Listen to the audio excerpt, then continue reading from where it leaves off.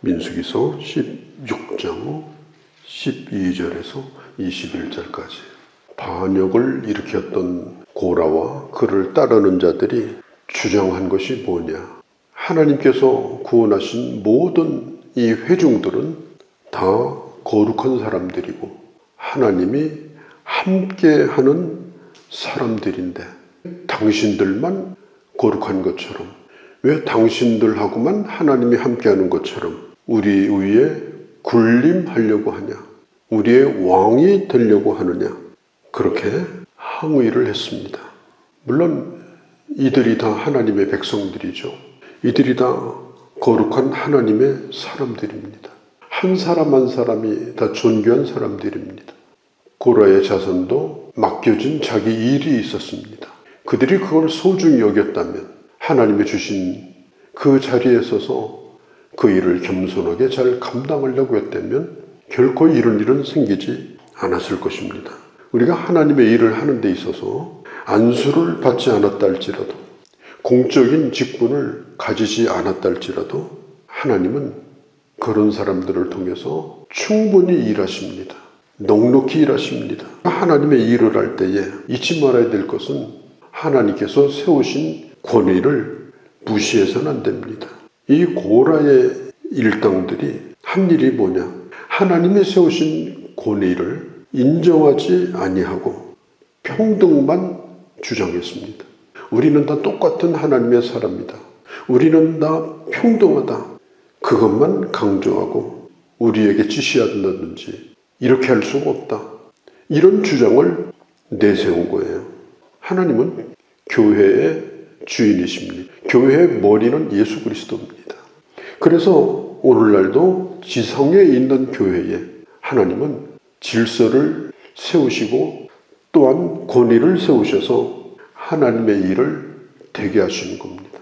교회 안에 있는 이 직분이라고 하는 것은 역할을 위한 것이지 이것은 계급이 아닙니다.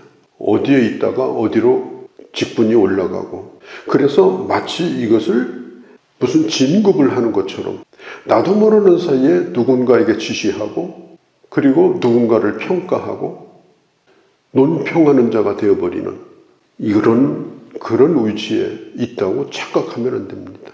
오늘 많은 사람들이 직분을 맡지 않을 때는 참 조용히 잘 섬기고 있다가 어떤 직분이 주어지고 이렇게 하면은 그때부터는 내가 말해도 될 수 있는 자리에 있다고 생각을 합니다. 그래서 교회 일을 간섭합니다. 누군가를 평가합니다. 내 힘을 발휘하려고 합니다. 그러면 고라의 자손처럼 그를 따르는 자가 생깁니다. 거기 줄 서는 사람도 생겨요. 그래서 파당을 만듭니다. 자기 힘을 과시합니다. 얼마든지 교회 안에서도 그런 일이 생길 수가 있습니다. 우리가 이런 것을 극히 조심을 해야 됩니다. 우리가 어떤 일을 하든지 우리는 우리에게 주어진 일은 그 일을 잘 되라고 내게 역할을 주신 거지, 그것이 내 권위를 내세우는 그런 자리가 아니다. 그걸 잊어버리면 권위주의에 빠질 수가 있습니다. 고라의 무리들이 반역을 한 것도 하나님이 주신 직분을 권력으로 오해했기 때문에 그것이 권력 싸움이 되어버린 거예요. 모세와 아론만 제거한다면 우리는 이 권력을 차지할 수 있다. 권력 투쟁이 되어버린 겁니다. 권력을 가지려고 하면 자기 편을 모아야 됩니다. 자기와 한 목소리를 내는 사람을 만들어야 됩니다. 그래서 이런 일이 생긴 것입니다. 모세와 아론은 자기 자신을 스스로 높인 사람들이 아닙니다. 하나님이 불러서 세운 사람들입니다. 그렇지만 이 두 사람이 모든 면에 있어서 객관적으로 다 탁월하다, 그렇게 말할 수는 없어요. 앞에서 일하는 사람을 객관적인 능력으로 비교하려고 한다면 내가 그 사람보다 더 잘할 수 있는 부분도 있어요. 그러나 하나님께서 나보다 부족한 것 같은 사람을 세워서 일하시는 것에 대해서 우리는 인정을 해야 되는 거예요. 모세가 이런 얘기를 듣고 12절, 14절까지 엘리압의 아들 다단과 아비람을 부릅니다. 말로 타일러서 깨닫도록 해서 이 문제를 풀려고 했습니다. 그런데 오지 않았습니다. 오지 않고 반박하는 말을 조목조목 했습니다. 그 반박한 말이 뭐냐? 이렇습니다. 우리는 올라가지 않겠다. 이 사람들이 전에는 모세가 부르면 잘 오던 사람들이에요. 그런데 지금 뭐라고 얘기하느냐? 당신이 불러도 우리는 오지 않겠다. 오지 않는 이유, 거절하는 이유가 뭐냐? 우리는 본래 좋은 땅에서 살았다. 애굽을 가르쳐요. 애굽에서 노예살이한 것이 좋은 땅입니까? 그런데 그들은 그렇게 말해요. 우리는 좋은 땅에서 살았는데 이 광야로 끌어내가지고 죽이려 하는 자들이 바로 모세와 아론이다. 약속대로 젖과 꿀이 흐르는 땅으로 인도해 주지도 않고 포도원도 주지 않고 우리를 광야에 지금 죽이려고 하는 자들이다. 우리는 올라가지 않겠다. 아주 단호하게 거절을 합니다. 이때에 15절에 보면 모세가 매우 분노할 수 있는 그런 상황에 있음에도 불구하고 그가 이렇게 말합니다. 모세가 심히 노하여 여호와께 여짜오되 하나님을 향하여 자기의 심정을 얘기합니다. 그 분노를 사람에게 터뜨리지 아니하고 하나님에게 가지고 가서 말합니다. 아주 무서운 기도를 해요. 그것이 뭐냐? 하나님, 이제부터는 저자들이 하나님 앞에 어떤 예물을 가지고 와서 예배드려도 받아주지 마세요. 하나님, 저들이 드리는 예배를 받아주지 마세요. 그리고 저는 백성들의 것을 나귀 한 마리도 곡식 한 줌도 제가 가진 적이 없습니다. 저는 왕도 아니고 백성들의 것을 빼앗아 먹은 사기꾼도 아닙니다. 이 모세는 하나님 앞에 이런 말씀을 드린 거예요. 저 사람의 기도를 더 이상 듣지 마세요. 참 기가 막힌 얘기죠. 그들은 지금 가짜입니다. 그들이 하고 있는 행동을 보아서는 저들이 드리는 예배도 하나님 받으시면 안 됩니다. 저들이 드리는 예물도 저건 예물이 아닙니다. 왜? 모세는 그들을 잘 알고 있었기 때문에 그런 거예요.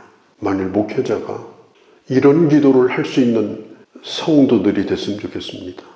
예를 들면 하나님, 저 사람이 지금 하고 있는 건 정말 진실입니다. 마음을 다하고 있는 것입니다. 내가 그걸 알고 있습니다. 그러니 저가 하나님 앞에 드리는 모든 예물을 받아주시고 저희들의 예배를 받아주시고 저들의 기도를 들어주시고 그리고 나의 기도를 기억하사 저들을 축복하여 주옵소서. 이런 성도가 될 수 있다면 그 사람은 반드시 하나님의 복을 받습니다. 그런데 만일 목회자에게 있어서 정말 우러나서 그런 기도가 안 나와, 그런 기도를 하고 싶지 않아, 축복도 하기 싫어, 그렇다면 그것은 정말 심각한 문제입니다. 지금 모세가 지금 고라의 일당을 바라보면서 하나님 앞에 드리는 기도가 하나님, 저들의 예배가 예배 아닙니다. 저들이 뭘 가지고 나오고 하는 거 저거 전부 가짜입니다. 하나님 받아주지 마세요. 마음이 아픈 얘기죠. 이 기도 자체가 하나님의 심판입니다. 모세는 그 반역하는 사람들에게 다시 말합니다.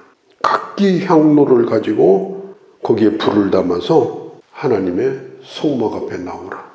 그 반역을 했던 사람들이 백성들의 대표라고 그랬죠. 250명. 250개의 향로를 준비해 가지고 회막문 앞에 섭니다. 마치 자기들이 제사장인 것처럼 그럴듯한 옷을 입고 250명이 향을 다 피워가지고 쭉 지금 서 있습니다. 겉으로 볼 때는 제사장처럼 보입니다. 그들이 기도하면 하나님이 들어줄 것처럼 보입니다. 그런데 그 옆에 누가 서 있느냐? 모세와 아론이 서 있습니다. 250대 2입니다. 대단히 위험한 지금 상황입니다. 그때 하나님께서 모세에게 말씀합니다. 모세야, 빨리 이들을 떠나라. 여기에서 벗어나라. 모세에게 말씀합니다. 그러나 모세는 피하지 아니하고 하나님 앞에 다시 또 기도합니다. 참 감동이 안 될 수가 없어요. 빨리 지금 도망을 쳐야 돼요. 하나님이 경고하셨어요. 심판이 임하겠다는 겁니다. 그런데 모세는 그 자리에서 엎드립니다. 그러면서 하나님 앞에 구합니다. 좌우를 분별하지 못하고 따라 나온 사람도 있을 것입니다. 그런데 이들을 다 멸하신다면 하나님, 이게 옳은 일입니까? 그때 하나님께서 모세의 기도를 들으시고 모세에게만 그곳을 떠나라고 하신 하나님이 그러면 여기 온 사람들에게도 동일하게 경고를 해라. 여기를 떠나면 살려주겠다고. 하나님이 모세의 기도를 들으시고 또 한 번의 기회를 주십니다. 확실히 떠나라.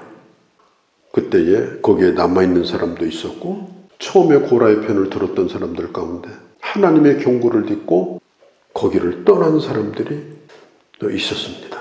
오늘 성경에 보면 25절에 말씀하고 있죠. 온 회중들이 악한 자들의 장막에서 멀리 떨어지고 모세를 따라갔습니다. 주님이 말씀합니다. 그들을 만지지도 말라. 그들에게서 등을 돌려라. 거기에 순종했던 사람들, 그들은 결국은 살게 됩니다. 모세가 말을 마치자 그들이 섰던 땅이 갈라지고 자기들이 서 있던 그 자리가 가라앉아서 결국은 땅이 그들을 삼켜버립니다. 도망간 자들은 살았고 남은 자들은 그 자리에서 죽었습니다. 왜 하나님께서 향로를 가지고 나오게 했을까? 기회를 더 주시는 겁니다. 생각할 기회를 주시는 겁니다. 지금 향로를 가지고 나와서 그럴듯한 옷을 입고 지금 서 있는다고 제사장이 되는 게 아니잖아요. 내가 이게 할 짓이냐. 자기를 돌아볼 시간을 주는 거예요. 그러나 끝까지 남은 자는 지상에서 사라지고 그곳을 떠난 자는 살아났습니다. 심지어 고라의 아들들도 살아났어요. 하나님께서 떠나라 하니까 그들은 아버지를 떠났습니다. 민수기서 23장에 보면 고라의 아들들이 살아 있었습니다. 그 다음에 보면은 그들이 나중에 성전을 지키는 성전지기들이 됐습니다. 우리가 인정에 매이고 특별히 패거리 지어가지고 교회 안에서도 이 패거리가 있을 수 있어요. 네 편 내 편을 가르고. 제가 언젠가 얘기했죠. 정치학에서 정치하는 방법이 뭐냐.